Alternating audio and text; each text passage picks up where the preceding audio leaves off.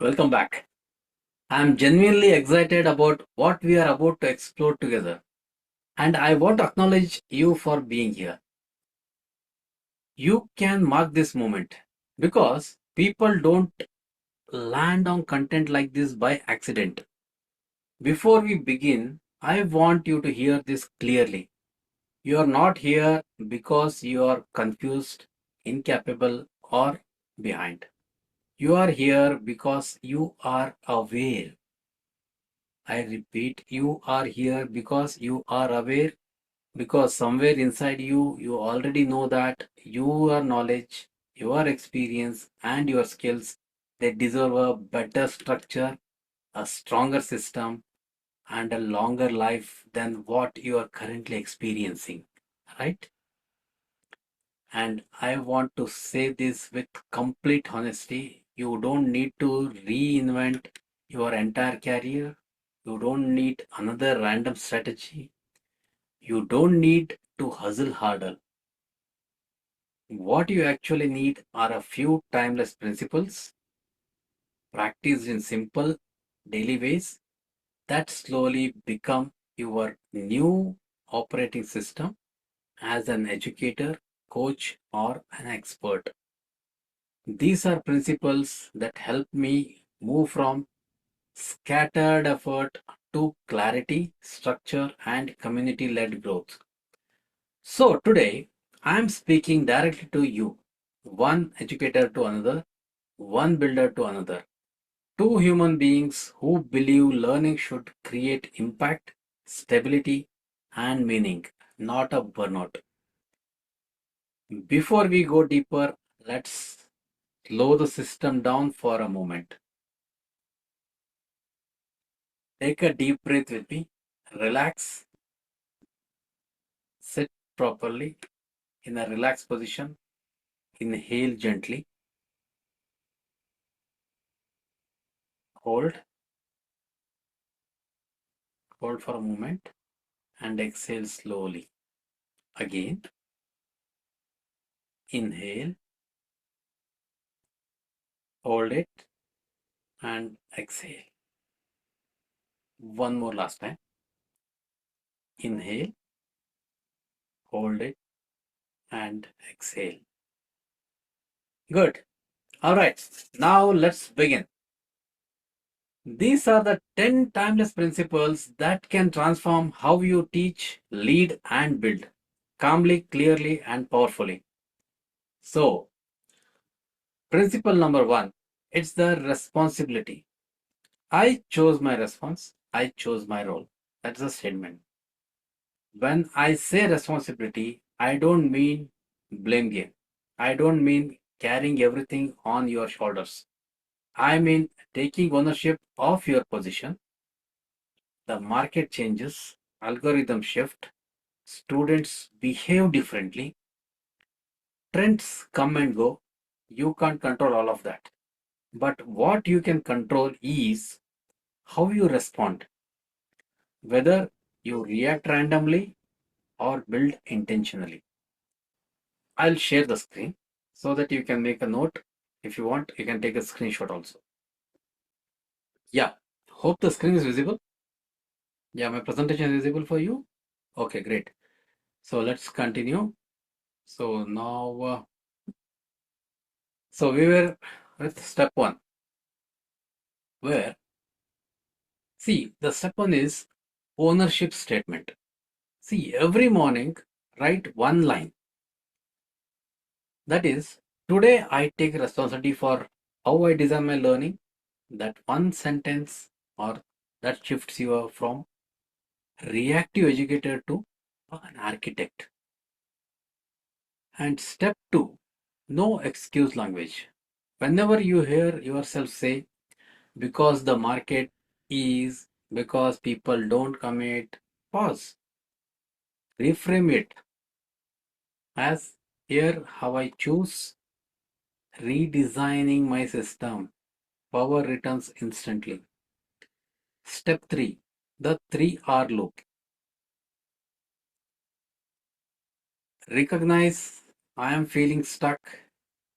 Reframe This is a system issue, not a personal failure. Respond. Act from clarity, not frustration. Repeat this often enough and it becomes your identity. I also repeat the 3R loop is recognize, reframe, and respond. So, recognize, I am feeling stuck, change it, reframe this. This is a system issue, not a personal failure. Respond, act from clarity, not frustration. Repeat this often. Okay. Then comes the second principle is awareness. You can't scale what you don't see.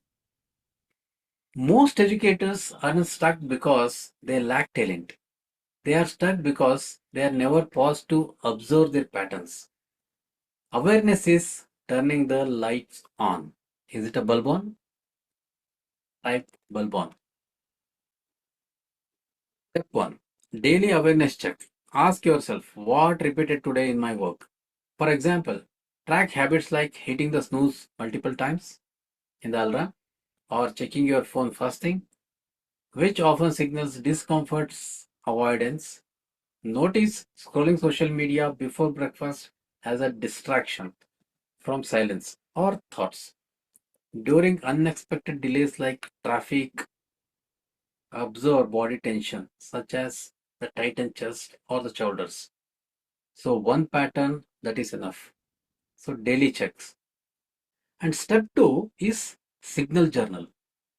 Write one recurring thought or the problem you noticed today. For example, a common recurring issue is morning anxiety or the dread upon waking, shaping the day's emotional tone.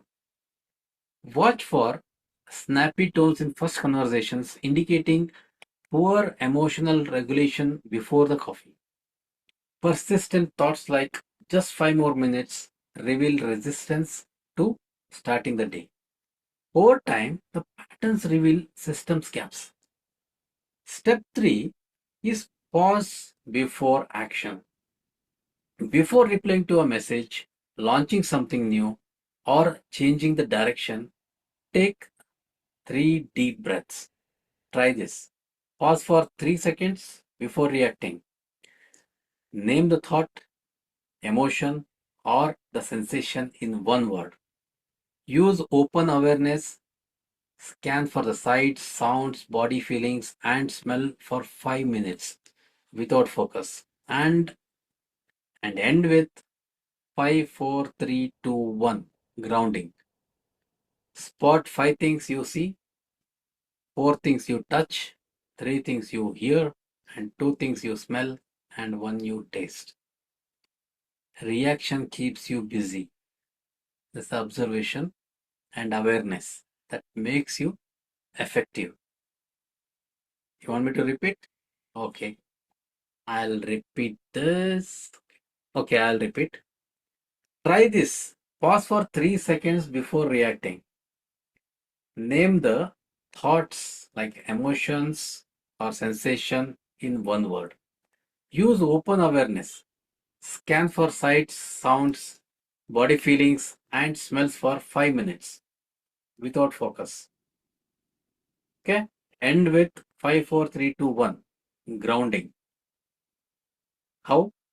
Spot 5 things you can see, 4 things you can touch, 3 things you can hear, and 2 things you can smell, and 1 you can taste. This reaction keeps you busy, and awareness makes you effective. Focus is the third principle. Where attention goes, momentum flows. See, most coaches scatter their energy across the content, clients, offers, and platforms. Focus is not doing more there. Focus is deciding what not to touch. Step 1, daily focus word. Choose one word each day. Structure, clarity, retention. Let that guide your actions.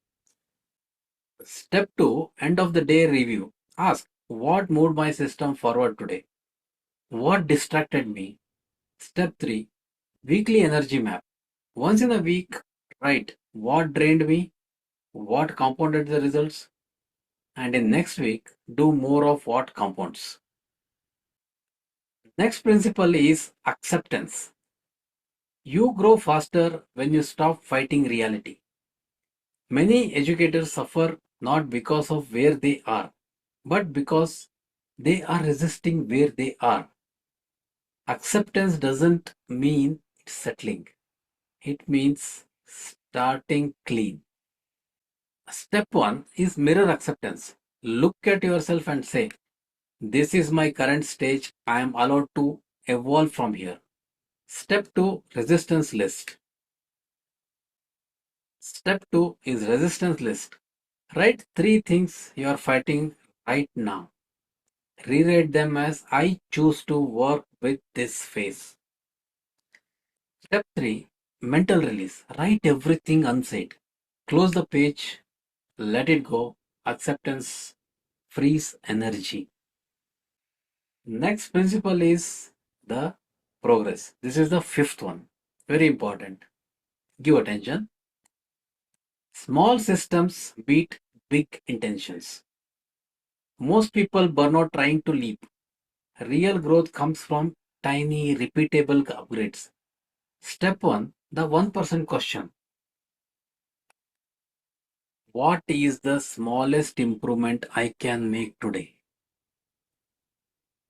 Right?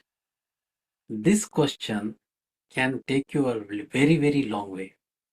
And second step is one habit tracker. Track one behavior for 21 days. Be it be simple walking, jogging, yoga, or even going for the gym, anything, or your art, craft, whatever the talent you have, start doing that for 21 days. Then you see. Then step number 3 is daily win log. Note one thing you did right today. Progress builds confidence. Perfection builds pressure. So start doing it. Then principle 6 is communication. Clarity creates the trust. Whether with students, community members, or teams, confusion breaks relationships. Step 1, clear expression framework. I feel dash because dash I need dash. For this example, I can say, I feel overwhelmed because my task piled up today and I need time to prioritize. So this should be the statement. Or one more example, I can say, I feel sad because we haven't talked lately. I need connection with you. I feel dash because dash I need dash. So here you can write what you are feeling and that is your expression. So let it be anything. So it is for you only. Okay. Even the last one, like which example I gave, I feel frustrated because the instructions were unclear. I need more time, right? Or the more details. So that way it can be written. But don't use vague words. Okay. Be very specific. See, I feel overwhelmed because my task piled up today. I need to time to prioritize. I feel sad because we haven't talked lately. I need connections with you. So, like this, for examples, you use the precise thinking or the word which is coming in your mind. Not don't use the vague words like I'm angry, I'm hungry, like that. Okay. Step two is listening ritual. Listen actively, listen carefully. Repeat what you heard, then respond. Step three is weekly alignment check. So, one conversation a week to realign expectations. Communication creates safety. So next is our principle 7, that is the mindset. See, your inner dialogue designs your business. Step 1, process based affirmations. I am building systems that outlast me. So system oriented process based affirmations. Step 2, visualize calm execution. See yourself handling complexity with ease. Okay. Then step 3 is cancel and replace. Cancel the self-doubt. Replace with neutrality. The eighth principle is boundaries. Boundaries protect your future. Step 1 is the energy circle. Inside, what you say yes to, outside, what drains you. So this is a simple thing. So these are the energy circles. So within the inside, what you are saying yes, they will be inside. Outside, what are the things which are draining you. So inside the circle, the S activities they include these boost vitality and align with your core needs. Deep work on coaching, on the sessions or client breakthroughs. So everything comes in that. And morning walks or nature time for grounding. So these are all the positive yes things or the yes activities. And creative writing, creative content or outside the circle. And next, the outside the circle, which are the drainers. These sap energy through obligation or friction. Endless email checking or social media scrolling, unstructured meetings without clear outcomes, skipping meals amid back to back calls, etc. They come under outside the circle. So you have inside the circle and outside the circle, but how to use this? So take out your notepad, draw a circle on paper, list 5 to 7 items inside for energizers and outside for drainers, and start reviewing this on a weekly basis, committing to one yes addition and one no boundary. Got it?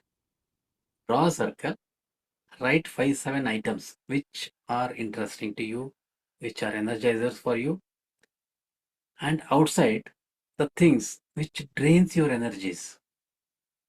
So write this, and weekly basis try to add one thing inside the circle which are energy boosters for you. See, these will reveal patterns like overcommitting to low impact task. And we have the boundary scripts. I'll give you example. I will review this and respond. Use this to buy time on decisions, feedback, avoiding rushed commitments. It signals respect for the request while prioritizing your process. So you'll not be hurrying in on anything. So you can say that I'll review this and respond. So if it is very urgent also, you can give it on a priority. Otherwise, the person who is giving you the thing or requesting, so you'll also feel respected. Instead of saying, I don't take this on right now, this directly declines added task, emphasizing current capacity without apology.